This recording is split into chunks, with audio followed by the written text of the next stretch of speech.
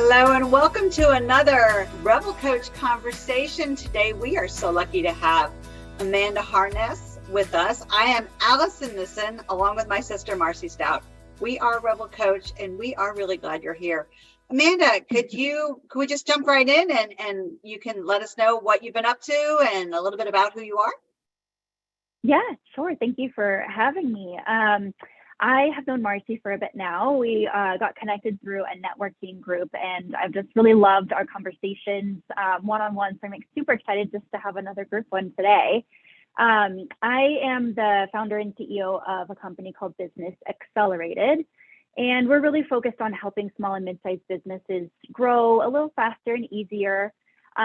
We focus on three key areas at looking at how we can amplify their leadership teams, helping those leadership teams shape high performers underneath them that support them, and look at how they're executing on their growth strategies and implementing and applying the different kinds of resources and tools and strategies that they have so that we can close the gap between where they are and where they want to be with a little more ease, success, and speed. Right, Amanda, I'm already taking notes because I love how you articulate how your company works with them, because really those are the three elements that are so important. So starting with the third, you've got the growth strategies where companies do have these intentions to grow. And if they don't have the right leaders who are prepared to take on the growth, take on the initiatives, it's really hard for the top senior leaders to be successful. So I love how you shape those three things that you focus on. When you think of core gaps that you have to close, can we start with that growth strategies one? What are some common gaps that you see with companies? Yeah, I'd say the biggest one is they have the idea and the execution is the part where they fail somewhere. And I think that it can come from a number of things depending on the leadership team and the attributes that they hold, either individually or as a cohesive team. Sometimes it's the cohesion that they lack. So there's a lot of agreeing that happens in a room, but none of those agreements actually turn into a decision because those agreements aren't actually the thing everyone wants to say yes to, right? There's a lot of smiling and nodding, but then nothing gets decided. So then therefore no action is taken because there's still kind of some disparity between what someone's saying and what someone thinks. So there could be a lack of alignment. Oftentimes, I mentioned the execution side of things. Sometimes it's just hard. The decision-making process can be difficult. Either it takes a long time because we have too many people trying to make decisions. Maybe we're not even aware of exactly what our decision process is. Like if we're not aware of how we go through the process, then we can kind of get in our own way in making decisions. Sometimes it's the I can't remember what the technical term is, like off the top of my head, but it's like the cereal aisle effect is what I call it. And the paradox of choice, there we go. There's just too many options, right? They aren't actually prioritizing, right? I learned recently, fun fact, only about 150 years ago did the word priority become plural. So the idea of a priority is supposed to be the one thing, right? And guess where it was prioritized or pluralized? The U.S. because we want for more and everything and all the time. So so they don't actually prioritize. So those are just kind of a couple off the top of my head, and it really comes down to how they're actually executing on the ideas they have or the goals that they create. So either we haven't totally decided, we haven't prioritized, we're confused about what we should do, we're unaware of a process for it. It's really like, are you focusing on the right thing at the right time, and how are you going to do it? I love it. So if one of our listeners, we have a lot of members who are in, they're managing teams and they're leading initiatives like this, and you might be kind of pressing a few chords that seem familiar to them. So if they're in a situation where they want to take their team or a product to life and they feel like they're in a little bit of the paradox of choice or how to get really moving forward, what are some ways to get started to even know which core problem is holding them back the most so they can kind of declutter and focus on what they need to prioritize? Yeah, great question. And the simple answer is to ask questions. because sometimes we feel like we need to just make a decision quickly. And that's usually based on either only the current reality or our emotion. So I would ask questions about what has happened. So where is it that you have been, either in the last year, in the last quarter, in the last month? Where is it that you think you want to go? And then look at those two things and try to identify what's happening in the middle, right? So I think that my 12-month goal is this. And so far this year, we've done XYZ, or XYZ has happened.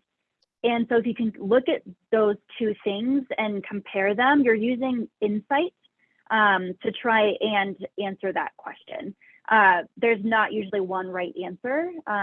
We're often looking for something underlying, right? This is the thing that I think is getting in the way, but actually this thing is causing that thing to get in the way.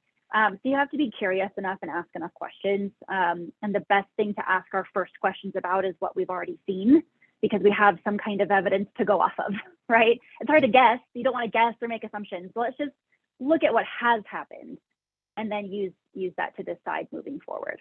Well, I can say from personal experience, I know we have met, we met a year or two ago. And on the recipient end of your asking questions, the way you ask questions, you start like the light bulbs just go off. And I remember the last time we were talking, I was dealing with, just something with our business, and you asked some questions like, okay, I know what needs to happen. I absolutely love how you host your sessions, because you bring so much clarity when you do it. Thank you. Yeah, it's the part that I love probably the most, or at least in my top 3 of things I get to do every day. So I appreciate that you say that, because it's good to know that if I love it, that I'm also doing a good job. So Amanda, closing that gap between the problem or the goal and what you think is the goal, right? So is that part of it? Is that like, I think this is where we're going, and then if you have a whole bunch of people in the room, either there's not consensus about where we're going, or the goal itself is not clear? Yes to both. Yeah. So I think it's also the how we're going to do it, right? So maybe everyone agrees about where we're going, but not everyone agrees about how we're going to get there. We can also be agreeing on what we're doing right now, but not all see that as that it leads to the same desire. And then the other part that you said there, so it's how we're getting there, what we're after.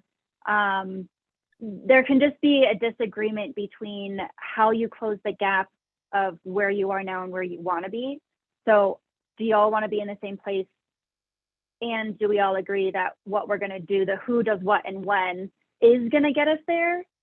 And that those are the things we all want to do, right? So am I making that clear? So even if we all agree on where we want to end up, we may disagree on what we're going to do to get there, or we disagree that what we're doing to get there is going to get us there. And I think you combine that with then people being overwhelmed and busy, their calendars are conflicting. So people aren't actually as prepared for a meeting, meaning they're not as articulate at a meeting, meaning that there's a lot more confusion after somebody speaks, instead of, bringing that clarity and like, okay, are we all on board? So I think attention span is also something we're battling with, as everybody's so busy.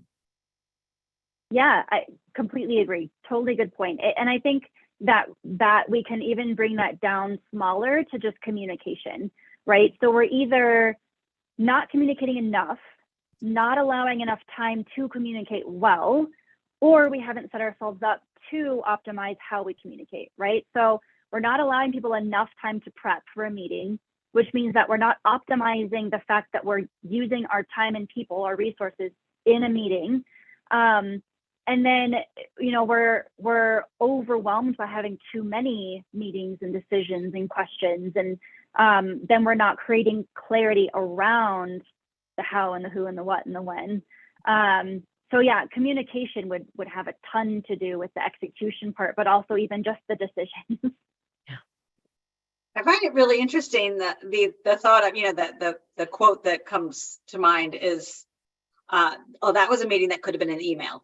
right? So we've Yeah. we've all seen that particular, coffee mug somewhere. And Yep. but it reminds me that, we don't necessarily even read the emails that we get. So we've created multiple priorities. And I love that realization that we take different people and different individuals within an organization or within a team, and they all have different priorities. So is it the idea of getting everyone's priorities in line? So like Marcy and I have very different priorities, even though we have the same end goal. So it creates this little bit of imbalance in that while we're both looking in the same direction, the mountains that I have to climb to get there and the mountains she has to climb to get there are not syncing up.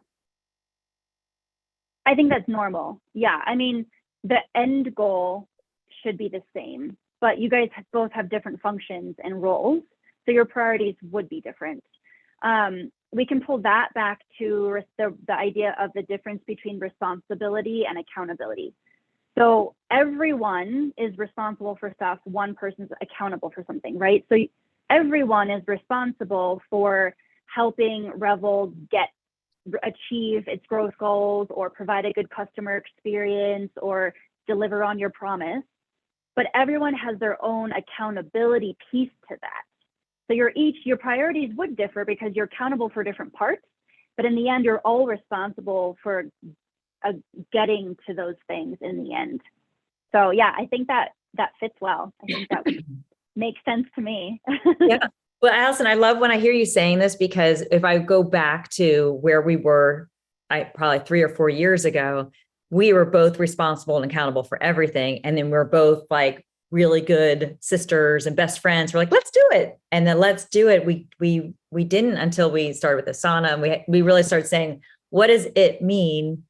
Then we would divide and conquer. You had your role, I had our role. So we had less need to collaborate because I had full trust in the things that but it was really kind of a cool experience. And you'd think that coming from corporate America, which is always about providing functions and rules and stay in your lane, that I would know that. But I actually think it's harder in corporate America because there's so many assumptions. So you leave a meeting and everybody assumes, got it. And you leave the meeting, but you kind of assume somebody else is making progress. So it's an interesting little epiphany I just had as we went down memory lane of what life was like before we had total clarity of like responsibility and accountability. And then hearing Amanda, you talk with clients, it's like an age old, if you don't get the systems and processes in place with clarity of expectations, then tasks linger and projects get delayed. Yep. And it's actually stressful.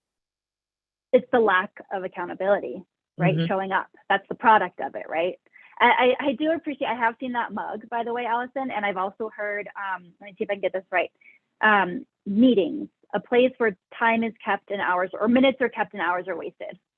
I don't know how many businesses actually keep minutes anymore in a meeting, but I thought that was really funny. If we're going to look at that as a communication tool, as an execution tool, and an accountability tool, meetings, everyone says you should have an agenda for your meeting. Well, yes, you should, because you're going to go off tangents or go off course, and then you're going to have a meeting about the meeting because you didn't get anywhere. But even if you break it down, like even if you don't have a specific, like detailed agenda yet, and that's still something you're trying to produce, just keep in mind that meetings are intended for a few specific things. It's to create clarity. So everyone's in the room. There's no game of telephone effect, right? We're creating clarity.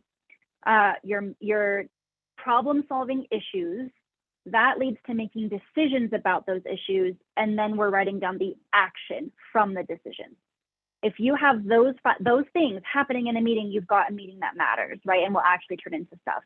But you have to write down who does what and when, or you see the product of not having accountability, like you were saying, Marcy, right? So we've got to go in there and create clarity, solve your problems, make decisions, and then write down who does what and when for the actions. And I think the actions honestly should be SMART goals, right? You've got to be specific about it, measure it, time bound, achievable, right? Like make them SMART, because then we know exactly who's accountable for what and by when is this thing going to be happening. So that's my soapbox about meetings.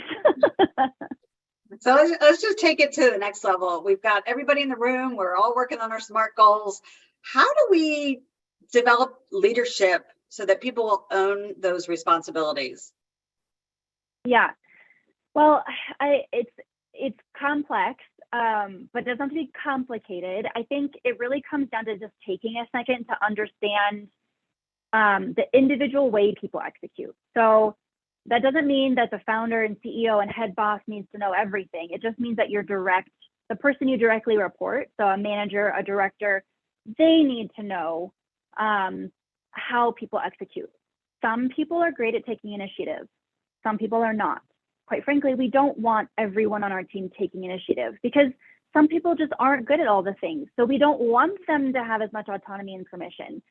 I think a lot of leaders think that they want super like independent, productive, initiative driven people, but you don't want everyone to be that way. You lose any kind of management from that point because everyone's managing themselves and then no one's managing anything, right? So you want to pause and see how people execute. So who needs a piece of information and they run with it?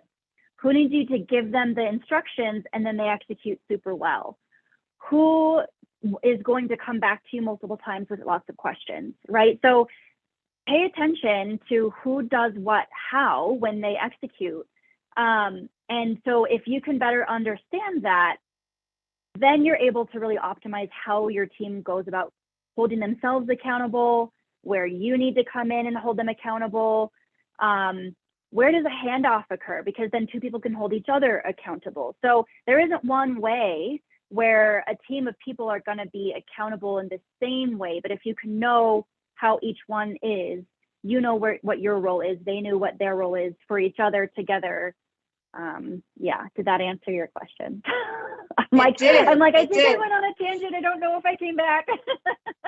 Well, it totally it makes me start thinking about how everyone executes in a different way, right? We all I have my own strategies, and sometimes those strategies vary on different days because of whatever is going on in the background. And so, that execution and really honing in on helping people understand how they execute, because I don't think people stop and think about how they do stuff. No. Mm-mm. And that's not necessarily to their fault either, right? We're sort of taught to just like do things one way. Like we're sort of taught this is the picture of a good employee. And so then we try to fit into that. And so we're not really encouraged or given permission to ask questions of ourselves. Like, I don't fit in that box, like, and that's fine, right? So I think that just helping people understand that the image of like the perfect employee doesn't necessarily have to be one picture, right? We don't need to make up different rules for everyone, but we just need to have guidelines with the understanding that there are some differences. What's it called? The Colby A is a great tool for some people as like a jumping off point. It helps define how people execute in their role.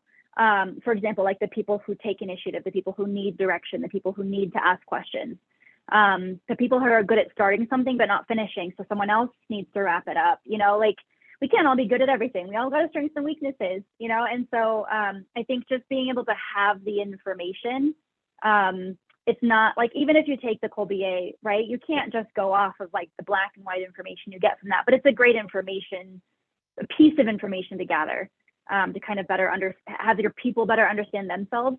I think it gives permission to the leadership to not always have to have the answer. Like you don't have to be the psychologist for your people and know, but you can give them this resource to take the test to better understand and then collectively put it into work.